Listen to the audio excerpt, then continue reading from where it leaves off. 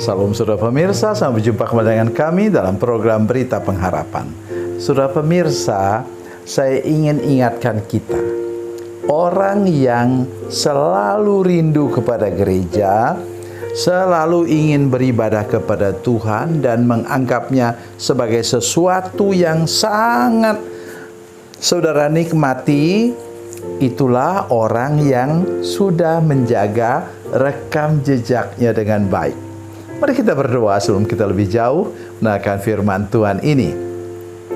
Bapa, dalam nama Yesus kami mengucap syukur kepadamu Tuhan untuk anugerah-Mu kepada kami semua. Tuhan tolong seluruh jemaat dan semua pemirsa yang menyaksikan program ini Tuhan, supaya kami benar-benar sadar bahwa kalau kami sudah menjaga rekam jejak kami Tuhan, menjaga hidup kami tidak bercela, maka Tuhan akan membuat kami selalu merindukan Engkau, selalu merindukan ibadah di gereja. Terima kasih Tuhan, dalam nama Yesus, haleluya, amin.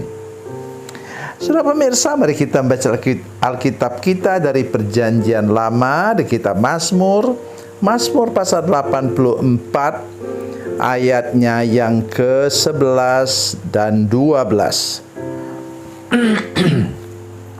11 dan 12. Mazmur 84, demikian bunyi firman Tuhan. Sebab lebih baik satu hari di pelataran-Mu daripada 1000 hari di tempat lain. Lebih baik berada di ambang pintu rumah Allahku daripada berdiam di kemah-kemah orang fasik. Sebab Tuhan Allah adalah matahari dan perisai, kemurahan dan kemuliaan Ia berikan.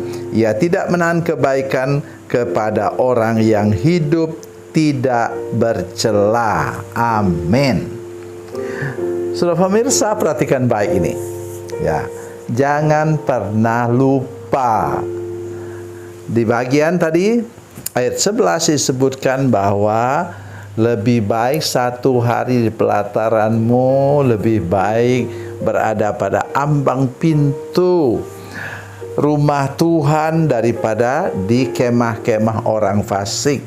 Sudah tahu yang dimaksudkan kemah-kemah orang fasik itu tempat orang berpesta pora dengan hasil yang tidak benar. Lalu sekarang mungkin hasil korupsi.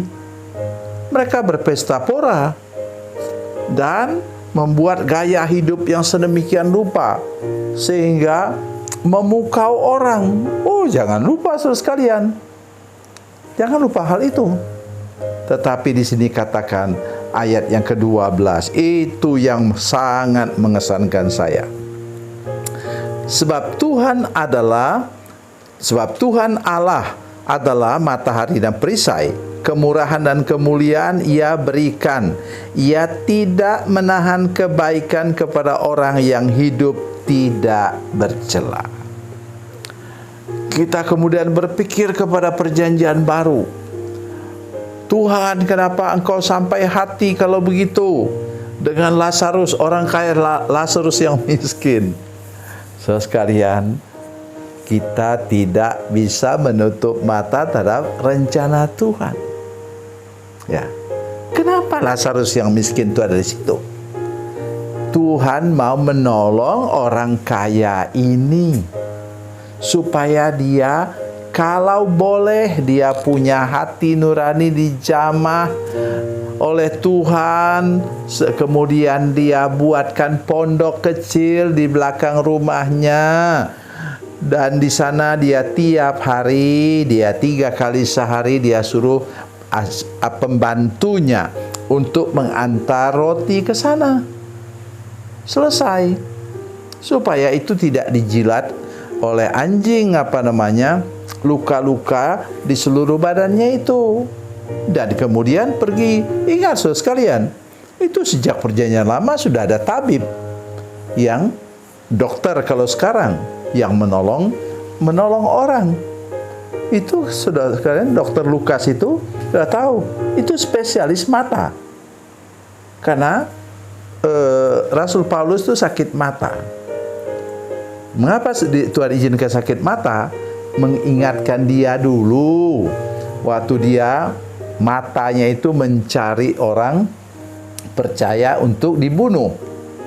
Karena itu Tuhan ingatkan dia, ingat mata kamu itu dulu dipakai untuk ini, sekarang dipakai untuk mencari jiwa.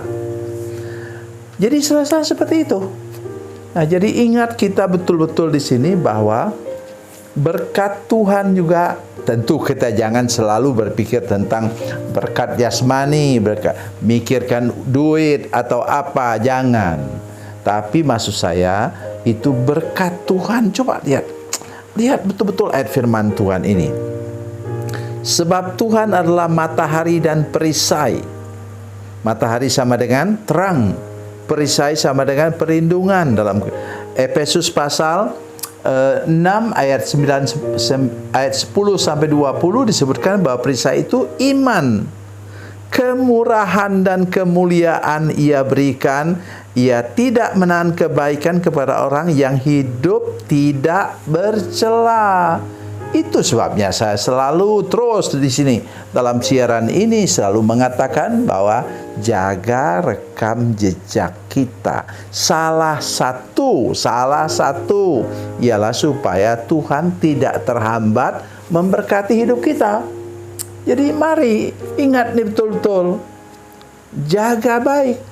Bukan Tuhan yang menjaga kita. Iya, satu segi memang Tuhan, tapi kita disuruh oleh Tuhan menjaga rekam jejak kita supaya kita aman sampai ke akhir perjalanan, supaya berkat Tuhan tidak terhalang untuk tercurah kepada kita. Jadi jaga itu baik-baik. Dan tanda satu lagi, yaitu justru itu tanda yang utama, kita selalu merindukan persekutuan dengan Tuhan. Kita tidak berbantah-bantah untuk pergi ke gereja pada hari Minggu. Kita selalu merindukan firman Tuhan yang orang sering katakan ini surat cintanya daripada Tuhan. Bagaimana sudah bisa mengatakan sudah mengasihi Tuhan kalau sudah surat cintanya sudah tidak suka baca?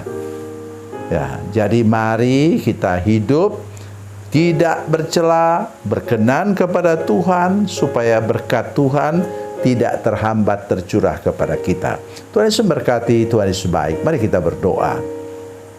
Bapa, dalam nama Yesus, terima kasih banyak kami sudah mendengarkan firman-Mu. Berkati kami dengan firman Tuhan yang luar biasa ini Tuhan, dan tolong kami untuk terus berpegang teguh pada firman-Mu dan menjaga hidup kami, rekam jejak kami, untuk kami selalu mau hidup tidak bercela di hadapan Tuhan. Dalam nama Yesus, haleluya, amin.